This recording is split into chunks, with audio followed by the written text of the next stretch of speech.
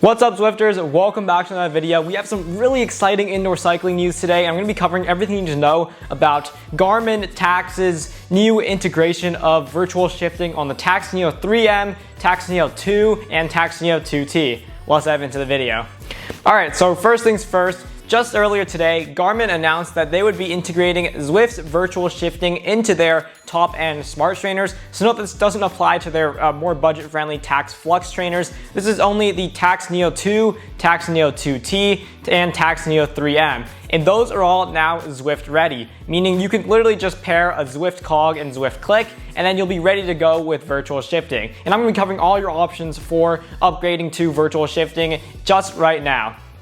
Alright, so there's a few main things you're going to need in order to get started with virtual shifting on the Tacx Neo 2T and 3M. Now, the first thing you're going to need to do is upgrade your firmware in the Tacx training app. You can just do that by entering the Tacx training app and selecting firmware update, and that will upgrade you to firmware 2.6, which includes 10 Hz race mode, a new odometer, and virtual shifting. So a whole host of new features, and this is the first time we've seen an update on these trainers in a really long time. And the 3M was released in 2023, I believe, and 2T back in 2019. And I actually am a proud owner of the Tacx Neo 2T. That is my primary trainer, and I absolutely love it. So it was really great news when I heard that virtual shifting would finally be coming to the Tacx Neo 2T. However, there was one thing I was a little worried about, and that was their implementation of it. Now, some don't work very well with virtual shifting. Wahoo's trainers work really well with it, and Jet Black's trainers work well with it, but Elite trainers tend to not work very well with virtual shifting due to the way that their trainers are designed. But Garmin's, I can assure you, is one of the best out there, and I'm going to be talking about that more in my thoughts section. So back to the things you're going to need for virtual shifting. You're going to also need one of the following: the Zwift Click or the Zwift Play controllers, and either of those will work. You can also add the optional Zwift Cog upgrade, which will essentially put you into a single speed and just allow you to change the resistance and gears with virtual shifting only. Now, I wouldn't recommend doing this unless you are often changing your bikes. There really aren't too many advantages to the Zwift Cog unless you do have to change bikes frequently, and it just makes things a whole lot easier if you are one of those people who shares a trainer with other bikes and stuff like that. The Zwift Cog is a great solution to that. Now, when selecting the Zwift Cog, if you are interested, you are going to go ahead and just select the Elite/Garmin one, and that's going to give you an 18 tooth, which is going to make it work even better on the Tacx trainers. Note that you can literally just use a regular cassette and just the Zwift Click or Zwift Play controllers, but some of you might want to upgrade to that Zwift Cog if that suits your needs. Now, that's all you really need to get started on virtual shifting. All you have to do now is pair everything onto Zwift and start riding. And I did my first couple of rides today, and I have to say this was some of the best virtual shifting I have experienced. And I've tried the Wahoo Kicker Move, Wahoo Kicker Core, Wahoo Kicker V6. I've tried smart bikes like the Kicker Bike, and I've also tried things like the Elite Diretto, the Elite Avanti, and those are all Zwift ready, meaning they all work with virtual shifting. And I have to say, Garmin's is some of the best out there.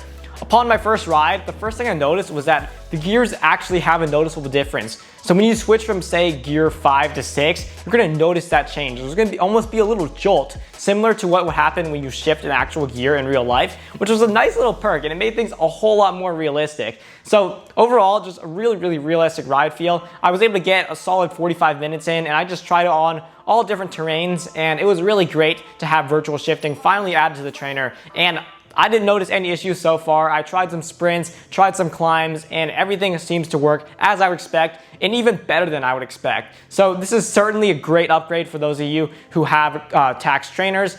Now, whether it would actually pull you to purchase a new Tacx trainer, I'm not quite sure, because Wahoo's implementation is pretty close behind Garmin's implementation of virtual shifting.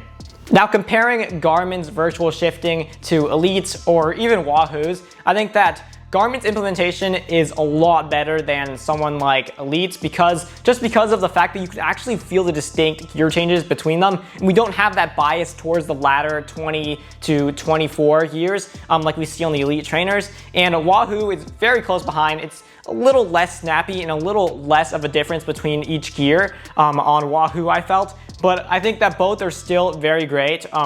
And I think there is still credit due to Elite because they implemented virtual shifting to pretty much all of their trainers, which is something that Garmin or Wahoo would never do. No matter the excuses about the memory maximizing on the Wahoo Kicker V5 or V4, I think that those trainers all should have received virtual shifting, and it sort of just goes to, and I think credit is due to Elite for bringing their virtual shifting to pretty much all of their direct drive trainers. So kudos to Elite and kudos to Garmin for finally implementing this. This is a great move.